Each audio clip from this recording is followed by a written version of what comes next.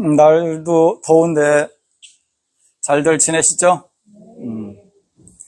우리가 여름에는 어떻게 보면 더 위험하다고 해요. 그죠? 건강에. 그렇기 때문에 좀 시원한 데서 잘들 이렇게 지내셔야지, 너무 무리하시고 땀 많이 흘리면, 운동한다고 땀 많이 흘리면 오히려 역효과가 나타날 수도 있어요. 그렇기 때문에 운동할 때는 물을 많이 드시고, 이제 이렇게 몸 관리를 신경을 쓰셔야 하는 거라고, 오히려 더울 때. 오늘 본문은 저번에 이 비슷한 내용은 했는데, 오늘 본문은 뭐냐면 부처님이 세상에 나오실 때 어떤 현상이 나타나느냐. 우리가 불교에서는 깨달으면 부처 된다고 이런 말 들어보셨어요? 깨달으면 부처가 돼요? 깨달으면 부처가 되는 거? 깨달으면 부처가 된다는 말들은 부처님 당시에 그런 용어가 나온 게 아니고 후에 그런 용어가 나온 거예요. 그러면 부처님, 내가 깨달으면 부처가 된다고 하면 깨달았다는 분들이 많이 계신데 그분들이 부처예요? 그건 아니잖아. 그러니까 깨달으면 부처가 되는 게 아니고, 깨달으면, 우리가 이제 부처님 당시에는 깨달은 분을 뭐라고 하셨냐면 아라한이라고 했지 부처라고 말씀을 안 하세요. 그렇기 때문에 깨달은 분들은 아라한이다 이렇게 말씀을 하고, 그러면 후대에 이제 선쪽이라든가 그런 불교에서 깨달으면 부처가 된다는 용어들을 썼지, 그전에는 그런 용어들을 안 썼어요. 그런데 이제 오늘 내용은 어떤 내용이냐면, 부처님께서 세상에 나오실 때 어떤 현상들이 나타나느냐, 이 내용 갖고 말씀을 드릴게요. 이거 경전 내용이에요. 제 말이 아니고 경전에 부처님이 세상에 나오실 때는 이런 현상이 나타난다. 이게 이제 부처님이 세상에 오시기 전에 어디에 계시냐? 어디에 계신 것 같아요? 부처님이 세상에 나오시기 전에 어디에 계시지? 도솔천에 계세요. 도솔천에. 우리가 도솔천이라는 얘기 들어보셨죠? 도솔천에 계시다가 거기서 때를 보시고서, 그러고 내가 어떤 분한테 태로 들어갈 건가, 그런 것도 다 때를 보시고서 거기에 맞춰서 들어가셔갖고 세상에 오시는 거지, 그냥 아무 생각 없이 이렇게 하는 건 아니에요.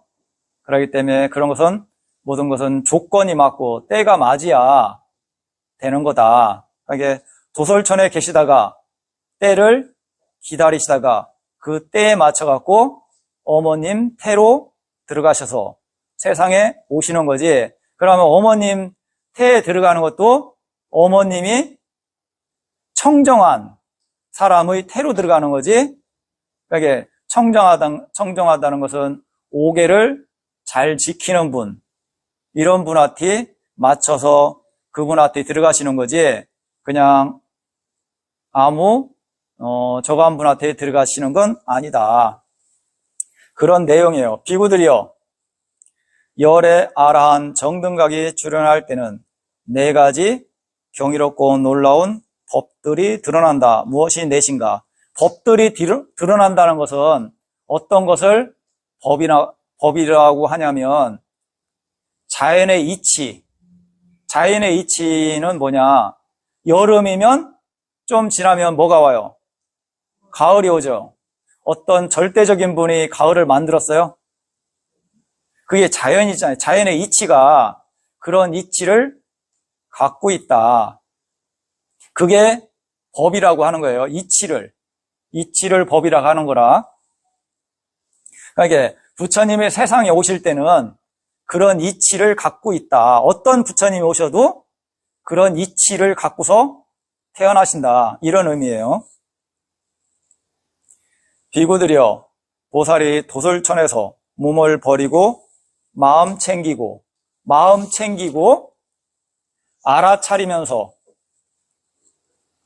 어머님의 태에 들어갈 때 신과 마라와 범천을 포함한 세상에서 사문, 바라문과 신과 사람을 포함한 무리 가운데서 측량할 수 없이 광의로운 빛이 나타나는데 그것은 신들이 광채를 능가한다. 암흑으로 덮여있고 진흙같이 어두운 우주의 사이에 놓여있는 세상이 있어 그곳에는 큰 신통력과 큰 위력을 가진 해와 달도 광선을 비추지 못한다.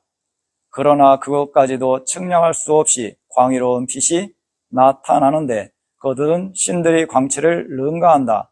그곳에 태어난 중생들은 그 빛으로 다른 중생들도 여기에 태어났구나라고 서로를 알아본다.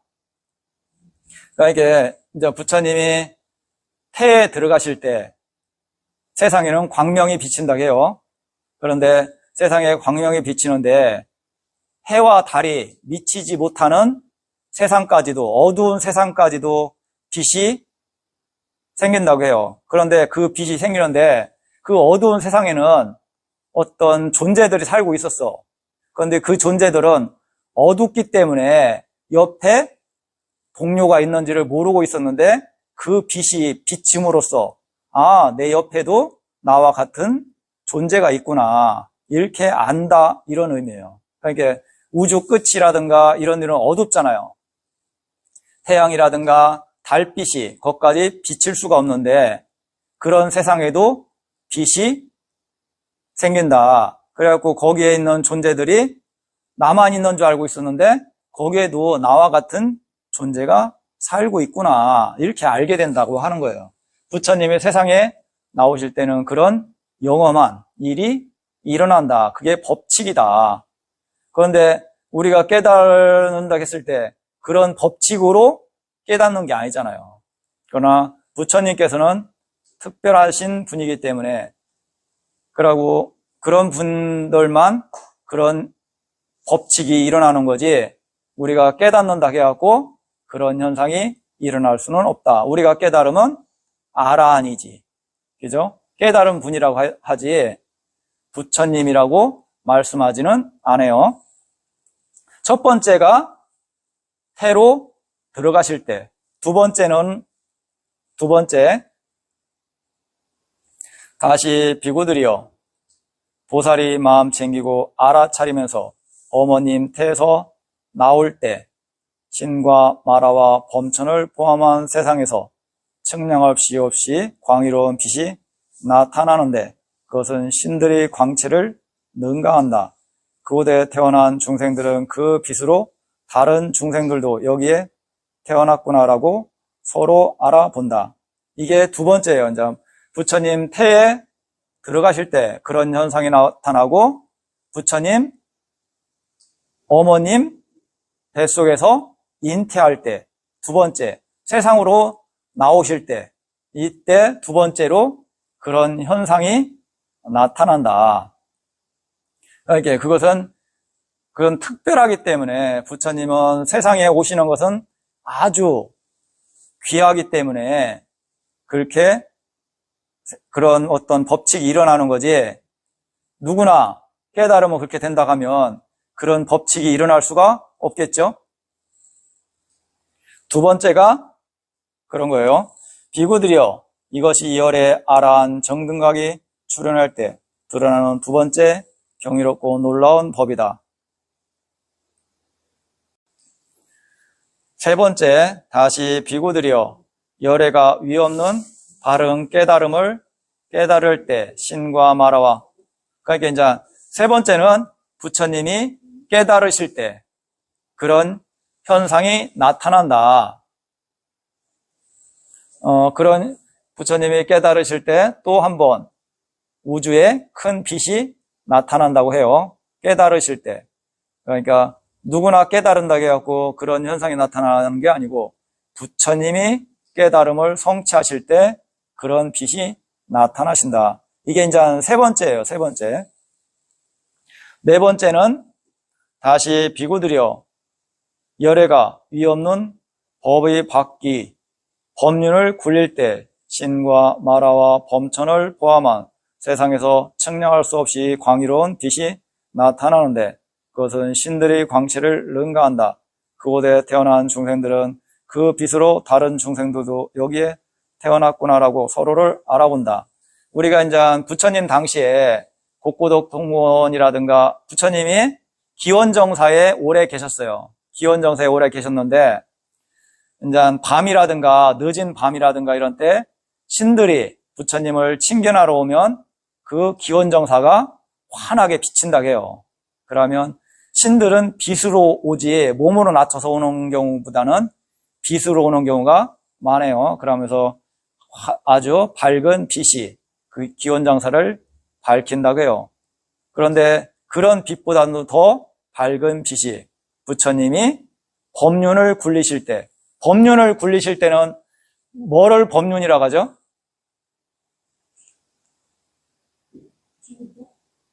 예? 그러니까 부처님이 최초로 법을 설하실 때, 진리를 설하실 때 이것을 법륜을 굴리신다 이렇게 표현을 하세요. 그러니까 부처님이 오시기 전에는 법의 진리를 잘 몰랐어요. 우리가 어떻게 하면 천상에 태어나고 어떻게 하면 지옥에 태어나고 또 어떻게 수행을 하면 윤회에서 벗어나고 이런 길에 대해서 모르셨는데 부처님이 오셔갖고 그런 길을 밝혀주시는 거라. 그러면 없었던 걸 밝혀주시는 거예요? 몰랐던 것을 밝혀주시는 거예요. 이 진리는 없어지지는 않아요. 그러면 어떻게 되냐면 모르는 거지. 모르기 때문에 어리석어지기 때문에 사람들이 그걸 진리를 모르고 나쁜 짓을 하고 또 뭐 이런 죄를 짓는 거예요. 죄를 지면 나쁜 데도 태어나고 또 우연찮게 좋은 일도 하고 그러면 또 천상에도 태어나고 이런 식으로 흘러가는 거지.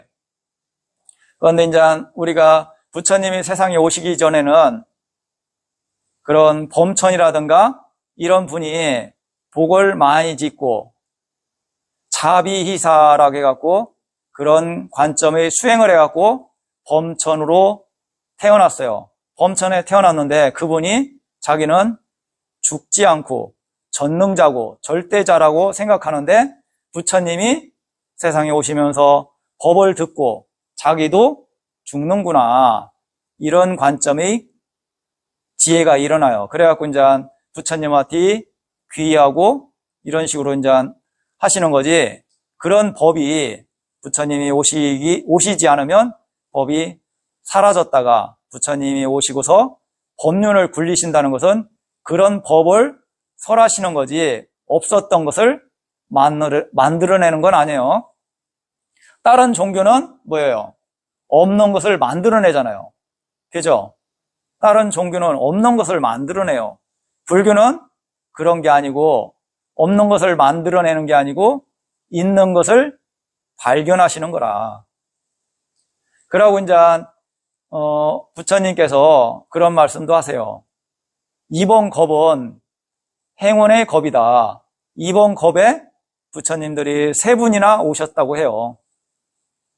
그만큼 법 만나기는 참으로 힘들다.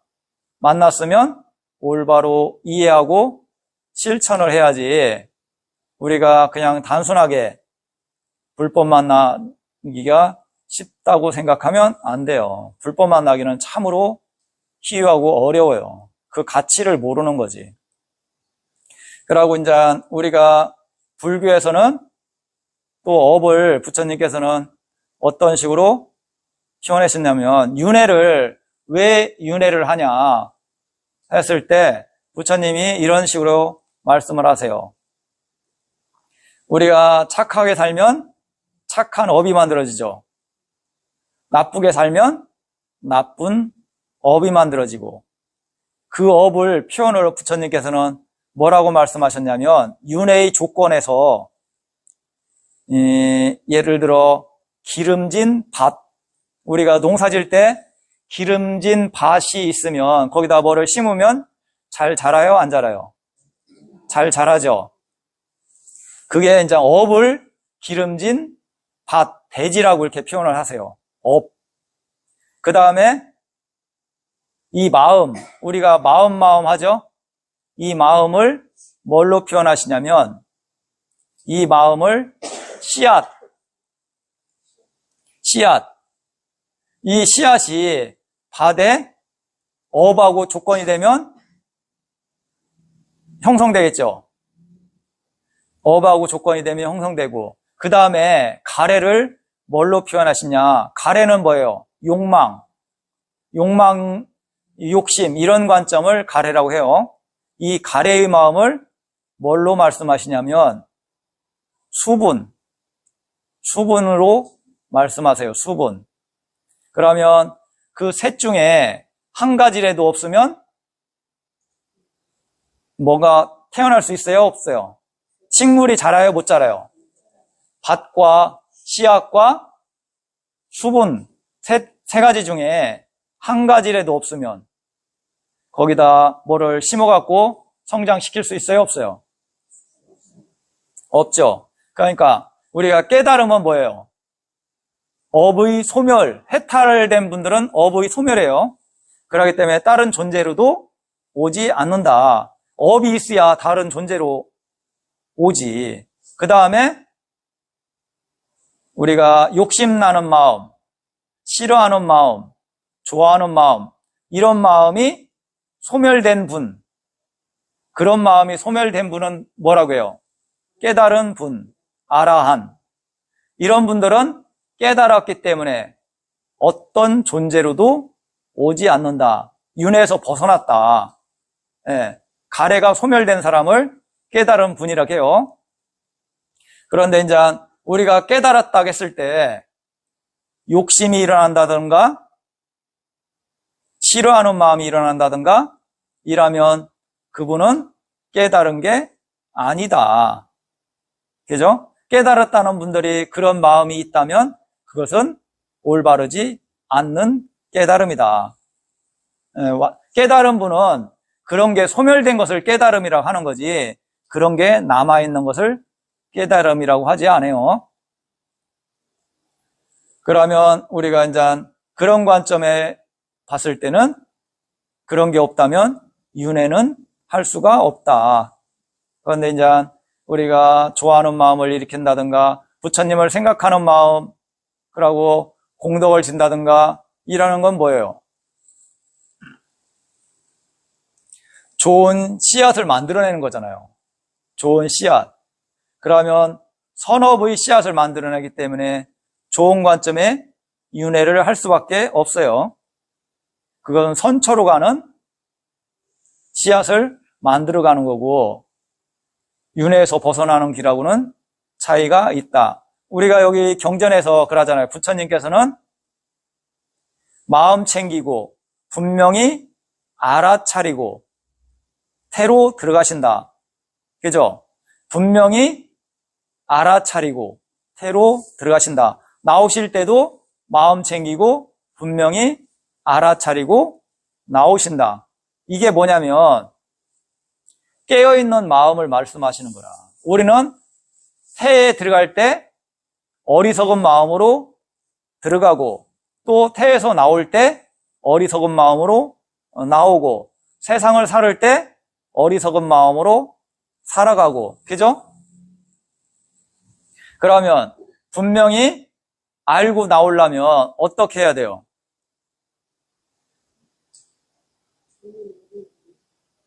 에? 좋은 업을 뭐요? 좋은 업을 쌓아가는 것은 뭐예요? 선업을 만들어가는 거고, 그죠? 우리가 이제 마음 챙기고 분명히 알아차림, 이것은 뭐냐면 알아차림 명상을 해야 가능하다. 그게 뭐예요? 알아차림 명상을 해야 그게 가능한 거지. 그냥 내가 정신 차려야지. 운전을 하면서 졸린데 안 졸여야지 해갖고 안 졸려요? 졸려요. 그죠? 내가 욕심을 안 내야지. 그래갖고 욕심이 안 나요? 욕심이 나요. 조건이 되면. 화를 안 일으켜야지. 오늘부터 나는 화를 안 일으킬 거야. 그런데 기분 좋을 때는 화가 안 나지, 당연히. 그죠? 기분 좋을 때는. 기분 좋을 때 화 일으키고 싶어갖고 일어나요? 안 일어나요. 그런데 조건이 되면 일어나요. 예를 들어 신랑이 뭐라 하면 화가 일어나요? 안 일어나요? 나무라면 화가 일어나잖아요. 화를 안 일으킨다고 했는데 조건이 되니까 일어나요. 예를 들어 친구가 나를 험담하면 화가 일어나잖아요. 그죠? 그것은 내가 안 일으켜야지 해갖고 안 일어나는 게 아니고 조건이 되면 일어나요. 그러면 안 일어나게 하려면 어떻게 해야 돼요? 어떻게 해야지? 예? 마음을 어떻게 다스려야 돼요? 마음을 다스려야지 해갖고 다스려져요? 알아차림을 꾸준하게 했을 때 내가 화가 일어나면 화가 일어나고 있구나. 내가 화가 일하니까 사라지구나. 이런 것을 알고 하면 그게 조금씩 옅어지면서 사라져요. 그게 이치라. 그러면 친구들 중에 주위 사람들 중에 화를 잘 안 내는 분도 있죠. 욕심을 잘 안 내는 분도 있죠. 그분들은 그러면 공부가 많이 돼서 그런 거예요? 공부가 되는 게 있어도 지속적으로 성격이 이렇게 긍정적이게 하는 사람 관심이 없어서 안 나는 사람도 있고 나는 왜 관심이 없어. 저 친구가 저걸 좋아해갖고 욕심이 일어나는 경우가 있고 나는 저런 관점에 별로 관심이 없어. 그러면 관심이 없기 때문에 안 일어나는 경우도 있죠. 그런 경우도 있고 그러나 거기서 많이 문제가 있고 바보는 화가 일어나요? 안 일어나요? 본능은 있지만 본능이라는 건 뭐예요? 배고프면 배고프다. 뭐 이런 본능적인 그런 관점은 있지만 보편적으로 좀 정신적으로 많이 옅은 사람은 화가 안 일어날 수도 있죠. 그러면 그분이 공부가 많이 돼서 안 일어나는 거예요? 그건 아니잖아요. 왜? 어리석음이 강하기 때문에 옳고 그름을 잘 모르기 때문에 안 일어나는 거예요. 그죠? 옳고 그름을 잘 몰라. 옳고 그름을 알아야 이게 좋은 거니까 욕심이 나고 이게 싫은 거니까 화가 나는 거지. 그런 자체를 잘 모르면 화가 안 나요. 그리고 또 이제 경전에 어떤 말씀이 있냐면 우리가 화를 평상시는 잘 안 내. 그런데 평상시는 화를 잘 안 내는데 어쩌다 화가 한번 났어. 그러면 그 화가 오래 가는 사람도 있죠. 그죠? 화가 되게 오래 가는 사람도 있어요. 우리가 부부싸움을 했는데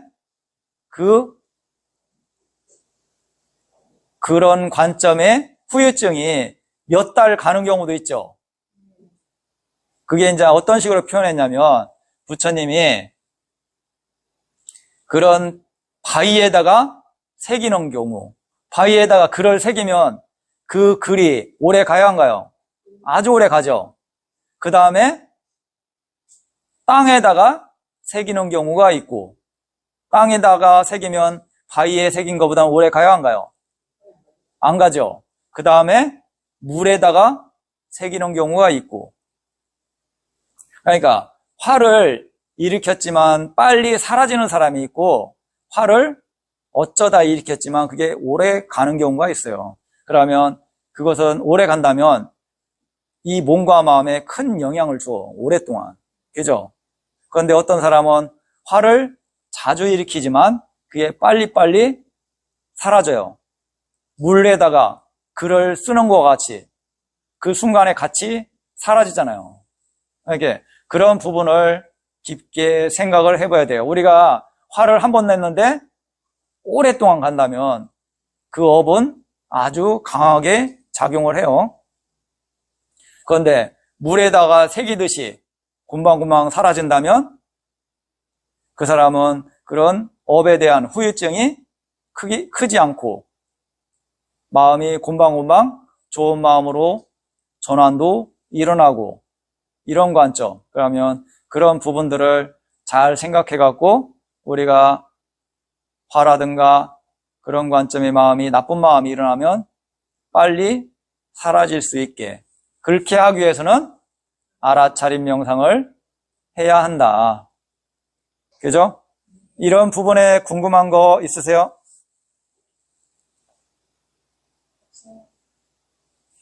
없어요? 다 아세요? 우리가 부처님께서 그런 경전에 또 이런 말씀이 있어요. 부처님이 세상에 오실 때는 우리가 이제 희노애락을 많이 찾고 있는데 부처님이 고요함에 대한 진리를 설할 때는 중생들이 그것을 길을 경청하고 실천하려고 노력하고 그거 아니면 알아차림 명상을 가르쳐 줄 때는 사람들이 그것을 배우고 그것을 노력하고 이런 관점들이 마음이 강한데 지금 시대는 뭐냐면 지금 시대는 말법 시대잖아요. 그러면 그런 우리가 선정을 닦거라 그거 아니면 알아차림을 열심히 해라 하면 사람들이 좋은 말이지 그러고서 듣고서 말아요. 왜? 관심이 없어요. 지금은 시대는 사람들이 별로 그런 데에 관심이 없어. 뭐 다 아는 거지. 좋은 거지. 그러고 뭐예요? 우리가 눈의 대상을 쫓아가기, 귀의 대상을 쫓아가기 이런 데에 바빠. 그거 아니면 입, 감각적인 어떤 맛을 또 쫓아가고 이런 데에 바쁘지 우리가 고요한 것을 좋아하고 알아차림을 좋아하고 그런 관점에는 크게 사람들이 관심이 없어요. 제가 이렇게 명상을 가르쳐 보니까 참 사람들이 쉽지 않구나 이런 생각을 많이 들어요. 그리고 또 처음에는 사람들이 관심을 갖지만 꾸준하게 하는 사람들은 극히 드물다. 다음 법회 때도 이렇게 참석해 주시고 이제 더위도 얼마 안 남았는데 잘들 몸 관리하시고 잘 버티세요. 예, 공양들 많이 드시고 예, 고생하셨습니다.